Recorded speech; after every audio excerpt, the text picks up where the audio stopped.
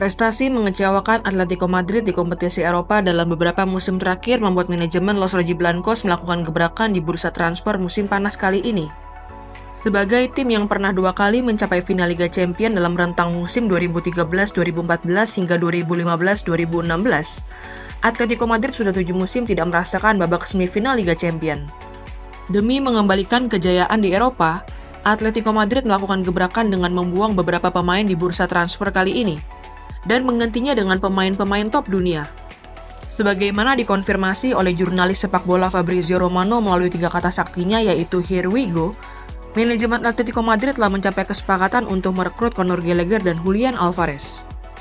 Yuk, simak bagaimana kebijakan transfer Atletico Madrid di bursa transfer musim panas ini yang membuat pasukan Diego Simeone siap menjadi penantang serius bagi Real Madrid dan Barcelona.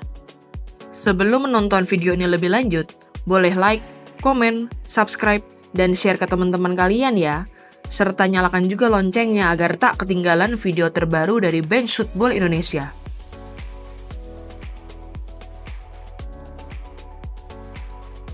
Pemain penting pertama yang dilepas oleh Atletico Madrid di bursa transfer musim panas ini adalah Alvaro Morata.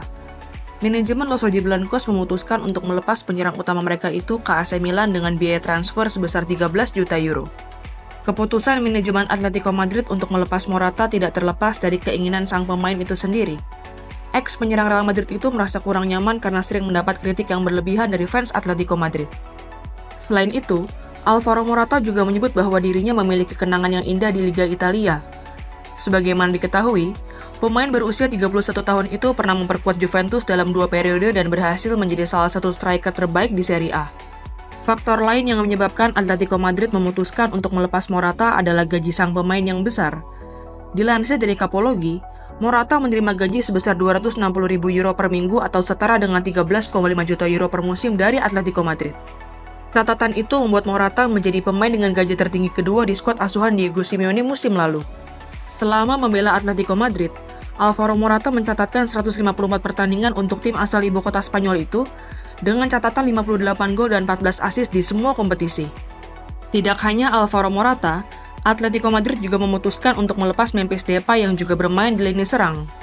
Sejak didatangkan dari Barcelona di awal tahun 2023, Memphis Depay hanya memainkan 40 pertandingan bersama Atletico Madrid.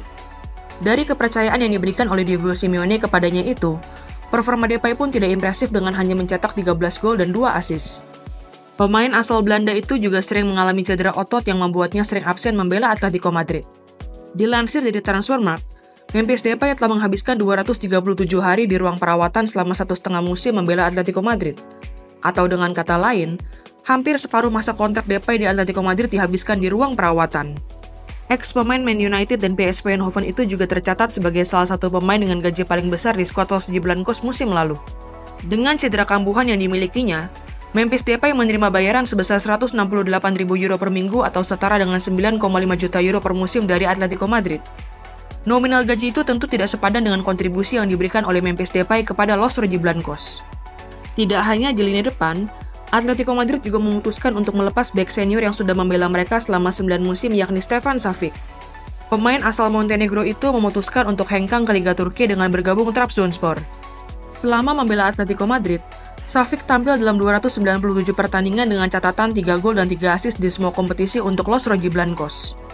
Bahkan di musim terakhirnya bersama pasukan Diego Simeone yakni musim 2023-2024, ex-pemain Fiorentina dan Man City itu masih menjadi pemain penting dengan mencatatkan 2.349 menit bermain. Selain dengan transfer permanen, manajemen Atletico Madrid juga melepas pemain pentingnya dengan status pinjaman ke klub lain. Pemain yang dipinjamkan ke klub lain itu adalah Saul Niguez.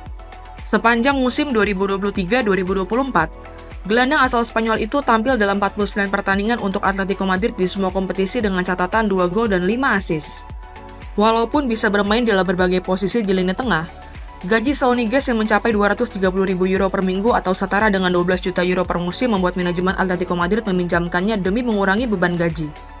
Dilansir dari Capology, Atletico Madrid hanya membayar gaji Saul Niguez sebesar 7 juta euro per musim, sedangkan 5 juta euro lainnya dibayarkan oleh klub yang meminjam sang pemain yakni Sevilla.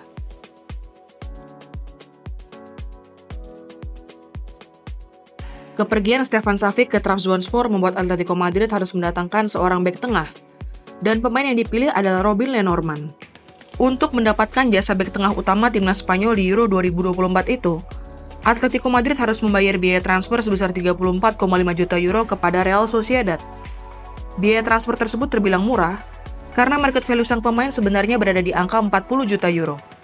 Sepanjang musim lalu, Lenormand dipercaya untuk bermain dalam 43 pertandingan untuk Real Sociedad dan berhasil mencetak 2 gol. Dengan usianya yang baru menginjak 27 tahun, kedatangan Lenormand menjadi suntikan kekuatan ekstra bagi Atletico Madrid. Kekuatan Robin Lenormand yang handal dalam melakukan duel juga akan cocok dengan sistem permainan Diego Simeone yang mengandalkan kekuatan fisik.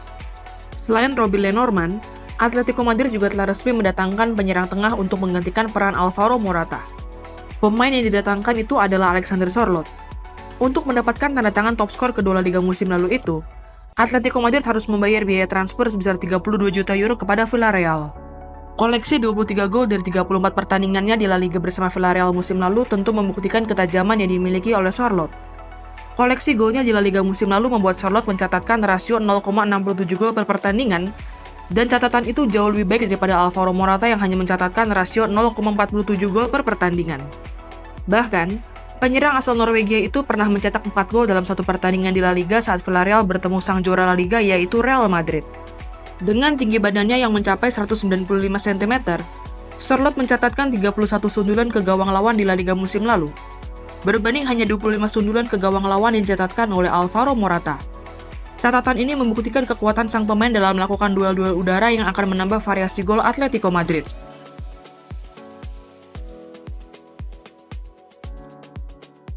Setelah mengeluarkan dana hampir 70 juta euro untuk mendatangkan Robin Lenormand dan Alexander Sørloth, Atletico Madrid masih memiliki pekerjaan rumah untuk menutup lubang yang ditinggalkan oleh Saúl Ñíguez di lini tengah dan Memphis Depay di lini depan.